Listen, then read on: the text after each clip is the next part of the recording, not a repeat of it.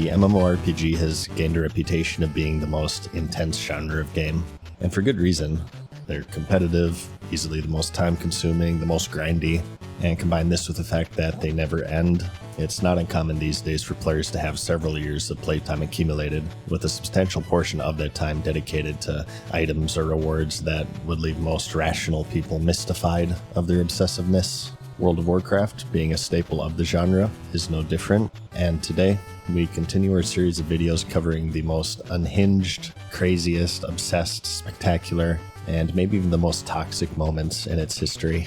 Before we get into it, I'd like to take a moment to thank the sponsor of this video, Boot.dev. Boot.dev is a learning platform that teaches you how to code, but it does so in a way that it doesn't feel like you're slowly being executed by a 14-hour lecture playlist. You start with Python, and you learn by actually writing code hands-on from the beginning, building real projects and completing these challenges. And the reason why I like it is because the whole thing is structured like an RPG, where you earn XP, gain levels, unlock achievements, complete quests, and even fighting bosses, while at the same time learning real skills for things like backend development, DevOps, and data analysis. It's super friendly for beginners. If you ever get stuck, they have this active Discord community, as well as an AI tutor named Boots, who doesn't just give you the answers, but instead nudges you in the right direction and helps you figure it out yourself to enhance the learning experience. You can create an account for free and demo the interactive parts of every course, and all of the course content is free to read forever.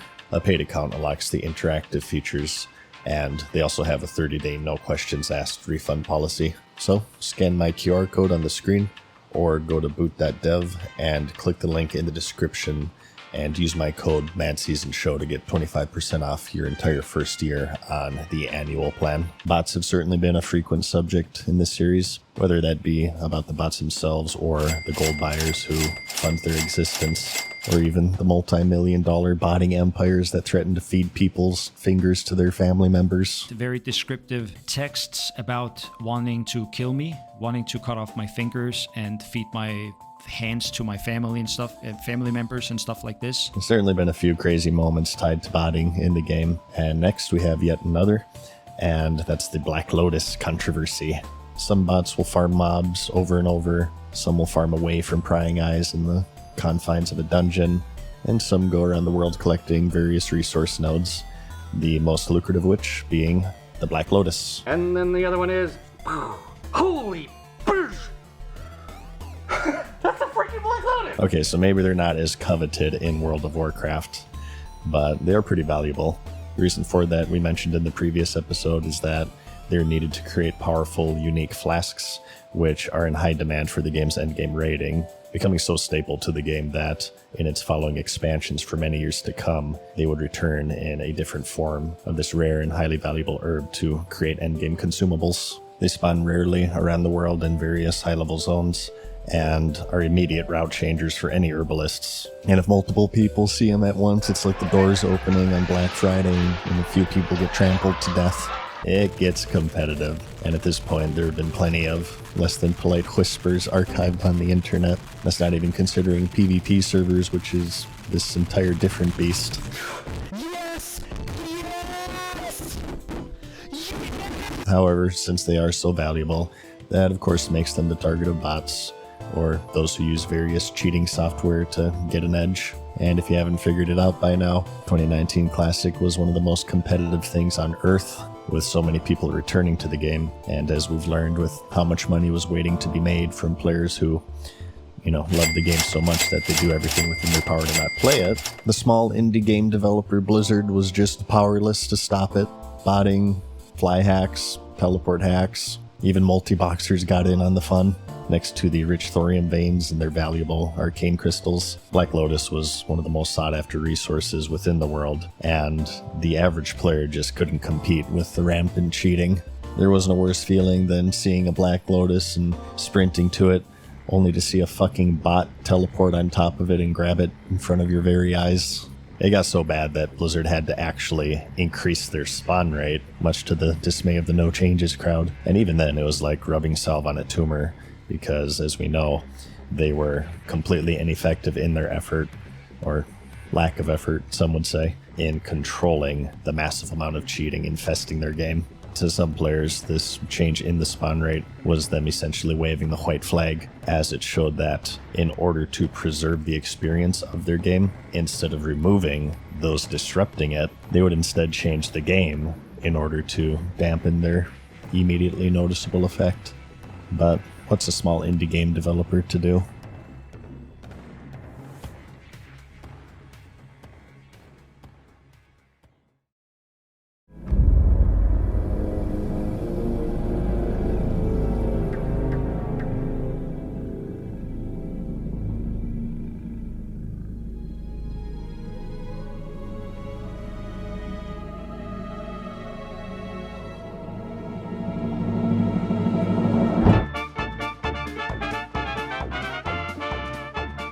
Before I've compared the classic streaming server Fairlena to Mos Eisley.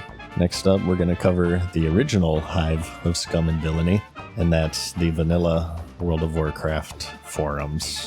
When World of Warcraft launched in 2004, Blizzard was unprepared for how popular it had become. With the MMO genre at the time being so niche, they expected maybe a moderate amount of fans of their RTS series to maybe come check it out, maybe tell a few friends, hopefully grow from there, and at least be competitive with the reigning champion at the time, which was its direct inspiration in many ways, EverQuest.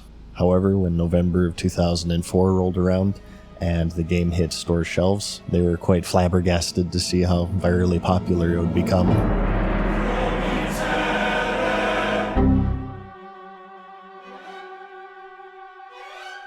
And so, a problem was introduced. They simply did not have the capability to serve that many players. The launch of the game is remembered today as disastrous, to say the least, and fans eager to experience the world in this new and exciting format were quite disappointed to be greeted with maintenance and downtime. And when I say disappointed, I actually mean that they were really, really mad, which they politely expressed on the forums. Yeah, this is the true dinosaur era. Before Discord wiped out every other form of communication, people would post on their specific server's community, class forums, PvP forums to complain why their class sucks and everyone else is overpowered. And of course, general chat. Tuesdays in particular were extra spicy because the game had a pretty brutal scheduled 8 to 12 hour maintenance period once a week on this day. And so due to these unforeseen levels of popularity, and the technical limitations at the time, it wasn't uncommon for these 8-hour maintenances to turn into 10, then 12, then 16, and in the most extreme cases, the game would be down for days at a time. Things were also amplified by the fact that Tuesday is unique in the sense, because that's of course when all of the raids reset, so players were very eager to get back into it for raid night and to get their loot, so it got crazy. People were so utterly obsessed with the game at this point that even half a day without it would send them into withdrawal and fiending for their next fix like a crackhead. They would band together and create threads threatening lawsuits, demand refunds, which Blizzard did actually hand out quite regularly in the cases of the extended maintenance. They would quite often abuse the poor customer service representatives who had the unfortunate job of being the bearer of bad news and updating angry forum goers of extended maintenances. Or God forbid that you were a moderator of a class forum, where on a daily basis you would read threads of people who played that class saying that they sucked and were underpowered, and others who didn't play the class saying that they're overpowered and they require no skill. It got so bad that one moderator named Sarek actually had a mental breakdown during the height of Vanilla's popularity. People fucked with him so much that he started creating ambiguous threads laced with angsty poetry as a way to lash back at the rowdy community. Signs showed that he was fired the very next day after his meltdown. The CSRs would be pretty ruthlessly trolled and messed with in general, which would continue on far past vanilla, but this frothing at the mouth fervor during vanilla, particularly in regards to class balance and the extended Tuesday maintenance debacles, always made for quite an amusing way to pass the time while you constantly refresh the game in the background. Because remember, this was before everybody had dual monitors. Yeah, life was tough.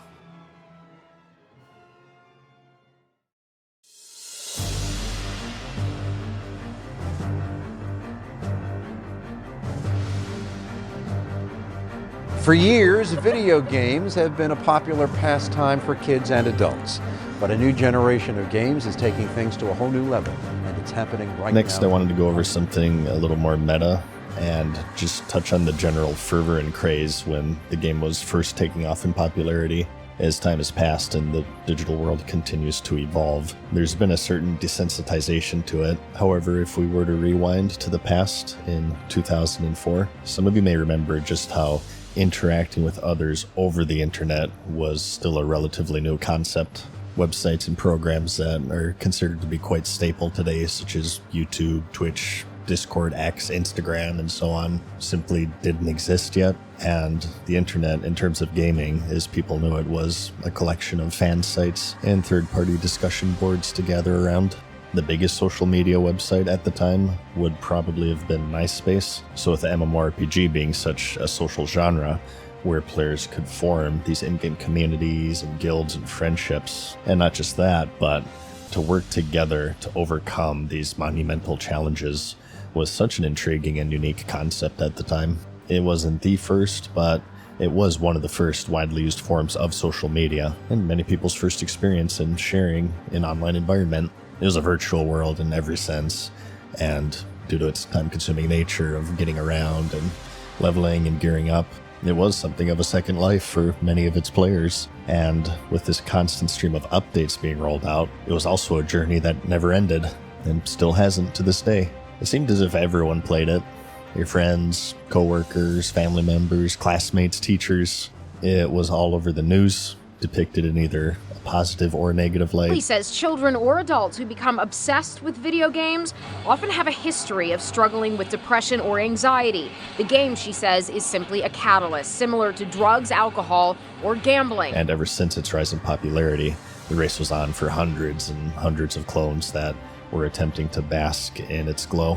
It became front and center in discussions of video game addiction, as stories of people doing crazy shit for the sake of the game would slowly come out. Friendships ended over raid loot. Some people stabbed each other. People sold their bodies for in-game gold. As we've seen, multi-million-dollar botting industries have formed around it. Funerals have been crashed. It was a veritable online theme park that only grew. And combining this with the fervor and intrigue of social media as a whole, it got crazy. It would be referenced in every corner of pop culture.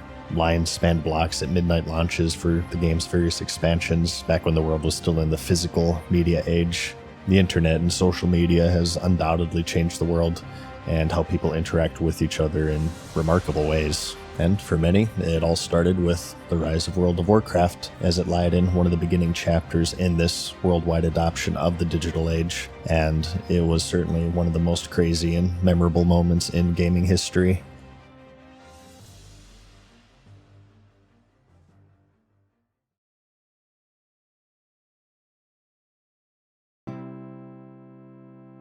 As usual, we're going to end the video with a non-World of Warcraft item to mix things up, and today we're going to be taking a little trip to the world of Gielinor. This one was a little tricky to put together, as I'm doing something of a challenge series to complete every quest in the game blind, but luckily with some help I'm able to cover it in a spoiler-free way. The year's 2006, and it's quite an exciting time for the game, as they just had a new skill added called Construction, a non-combat skill. It allowed players to build and decorate homes to add some aesthetic and functional gameplay to the ever-expanding world. And as was custom with any skill release, players raced each other to be the first to max it out at level 99, which was something that required millions of XP, a lot of gold, time, and very little sleep. They competed against each other for many days, until finally the person to claim the first 99 was found, a player named Kirstio, who also happened to be one of the richest players in the game, having earned billions of gold to his name. And to celebrate, he decided to host a party in his house, inviting pretty much anyone and everyone to check out all of the new features, or just to hang out and have fun. However, as you would guess, things eventually got out of hand as players endlessly swarmed into the festivities, which resulted in him having to manually kick them out. One of these attendees is quite important to the story. He was a player named Duriel321, who is an avid PvPer in the game. PvP in RuneScape, as was the case with many older MMORPGs, was quite intense. It did operate on a consensual basis. In the game, there are only certain areas, such as the wilderness, where players can attack each other, with most other areas being a safe haven designed for questing and leveling. However, as a trade-off for being optional, it was also incredibly high stakes, as other players could actually loot you if they killed you, and take all of your equipment no matter how hard or long you worked for it. While for some players, it's quite an alluring way to play. For others, it's a little too much, and it's enough for them to never set foot into these PvP areas. So this was all well and good, and these two groups of people kind of fall into their own categories and play how they want, just like any other MMO. However, quite appropriately, on the morning of 6/6/06, through a glitch, PvP was no longer a choice, as when Cursed kicked out the partygoers, something bugged out, and it caused some of the players, including Duriel321, to have the ability to attack anyone, anywhere, and yes, he could also take all of their items. Luckily though, respecting the game's rules, they laid down their arms and they promptly alerted Jagex of what was going on. Nah, just kidding. Come on, this is the internet. Of course, what happened next was that they went straight to their bank, they armed themselves with the best gear that they had, and slaughtered everyone in sight. And to make matters worse is that, fortunately for them, but unfortunate for, little Timmy getting ready to kill some goblins, it happened to be the early morning in the UK when all of this was going on, which is where Jagex is based, so there was no one even awake to protect them.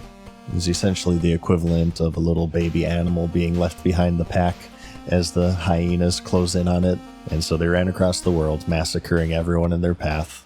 Some of them were lone wolves, others banded together, forming these gang squads, with Duriel321 being the most well-known out of all of these players, as he was particularly effective in his killing spree. People reacted in interesting ways. Naturally, some ran away in terror, some logged off, others tried to warn people to bank their items before they were killed, some tried fighting back, and the rest were certified S-grade goblins who just followed the gang squad around and simply looted the drops because it was first come first serve. And it was because of this, despite racking up the most kills, Duriel321 kind of struggled to get the loot, but he did make out with some extremely valuable items, including a party hat, which is now a mythic item within the game, worth thousands of real-life dollars, as it was only obtainable during a one-time Christmas event. He ended up trading it to a friend to hold on to, as he knew his account was pretty much toast at this point when the Jagex developers rolled out of bed in their underwear and sprinted to the offices when they heard what the hell was going on. It went on for quite a while until Jagex actually figured out what was happening.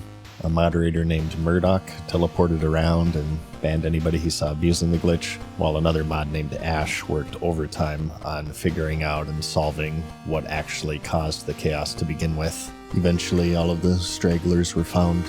Their accounts were permanently closed.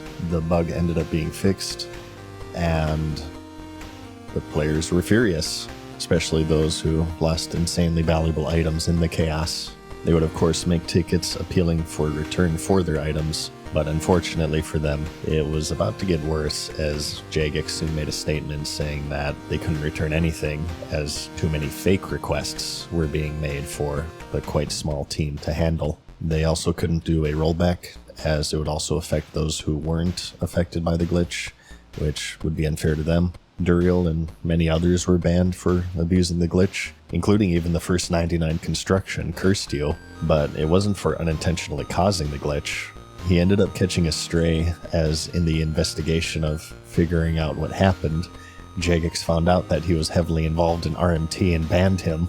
One of the richest players in the game, and the first 99 construction, lost his account on complete bad luck and chance. The massacre today goes down as one of the most historical events in the history of the MMORPG, with Jagex even celebrating its 10-year anniversary in 2016.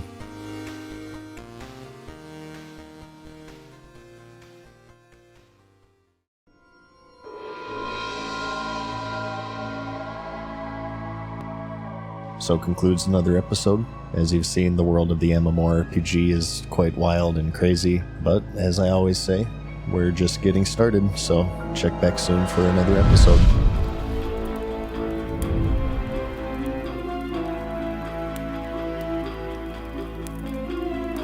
Farewell for now, mortals.